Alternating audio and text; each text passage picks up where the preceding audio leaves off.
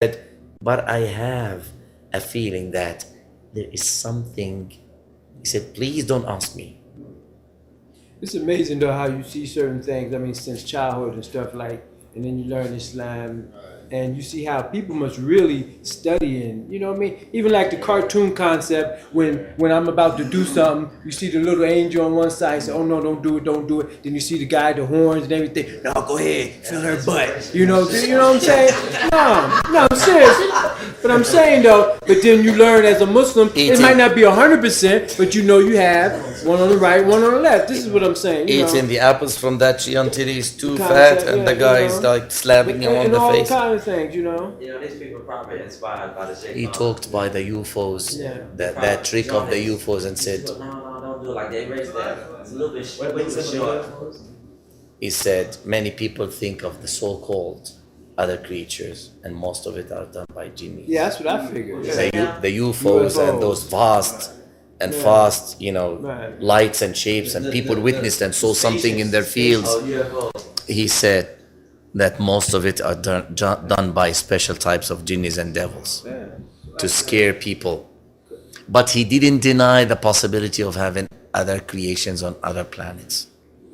He said, I can't confirm and I can't deny. What I can see and what I can feel, according to our ability, is it is possible. They were created 2,000 years before Adam. More than that. So they have advances. Because they were on the earth first, right? When destroyed, huh? He said, while we were discussing and we came very close to each other, he usually had this sense of, we were created before you. And I had to give him the piece of advice, listen, do not feel proud because it's a sin. And he had to admit his mistake and ask me for forgiveness. I said, forgive me. I was ignorant when I said that to you. That you can't be proud of yourself because you were created before us. He said, Allimni, teach me. Is it true that they're like the thing about the Jews that generally they're quite ignorant? Generally speaking, with regards to aliens. Some of them are experts. The word ignorant which came is ignorant of how to deal with us and treat us. And one of the examples I mentioned is when that guy is running thunderously and slamming a door, and there was a baby jinni sitting playing with his brother at the edge of the door. They like edges, and a shaitan likes to sit between the sun and the shade. That's why we are prohibited from praying, half of us in the sun, or even sleeping, half of us in the... He gave all these deleels. He said, I can see devils and shayateen now. He's relaxing. Half of him in sun and half of him in the shade. Don't do like them. And if you do that, you feel uncomfortable. If you get between the shade and the sun, you feel uncomfortable. So, if he slams the door and he kills any of those babies, the mother does not think the same way we think. She wants the revenge. Here, some of them for 25 years. And some of them the whole life. When a person dies, his qareen doesn't die. And one of the big surprises he mentioned here is the qareen of the Prophet ﷺ is still alive. And he's given durus in Al-Baqiyah area to the jinnis. You can't get a space to get to him to learn. And any jinni who embraces Islam, the first thing he does is he goes to take knowledge at the hands of the qareen of the Prophet ﷺ in Al-Baqiyah area. That should be exciting, right?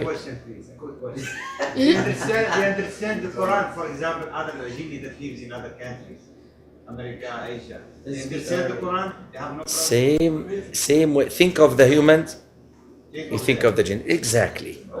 You will find Shia amongst them, Sufiya amongst them, Christians, Jews. He said all if you read types. Quran, do you understand? For example, if I go to America, The Prophet ﷺ is sent to them as well. you They understand it? قل أوحي إلي أنه استمع نفر من الجن فقالوا إنا سمعنا قرآنا عجبا يهدي إلى الرشد فآمنا به. How would they say that if they don't understand it? Come on, brother. Can you tell us one of the ayahs from the Quran? Sorry? Can you tell us one of the ayahs from the Quran that they would use to get the genie out? As I told you, Ayatul Kursi is on the top of them. Al-Fatiha, the two Mu'awwidhatain, 10 ayat of Surah Al-Saffat, mainly this is extremely hard on them. Was-Saffati Saffa. First 10. The first 10. These are extremely hard, especially if it is read on a glass of water after, when they're still struggling, trying to stick to not leave the body.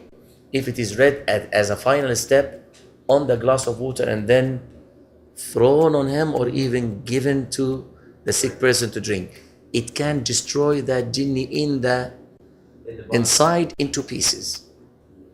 And it either comes, 90% of it comes through vomiting into pieces, or if not, with the stool. And I don't want to go, Akhi, I'm hungry, Akhi. I'm hungry, excuse me. Question. The jinns have battles. Have what? Exactly like men. Battle. And they come to support the believing people. And he said, in Afghanistan, I saw wonders how we supported and helped many of the Muslims in Afghanistan against the Russians. And his dream is to be able to go to Palestine and support the Muslims there and fight with them against the Jews. He said, I'm preparing myself for that. I want to die as a martyr. And then there is a hadith in Yom Qiyamah, it will be when the trees start to speak, they will help Muslims. Not only trees. Hajar was shajar. Yes. The rocks and I'm hungry. I want to go home. My family would prepare some food for me.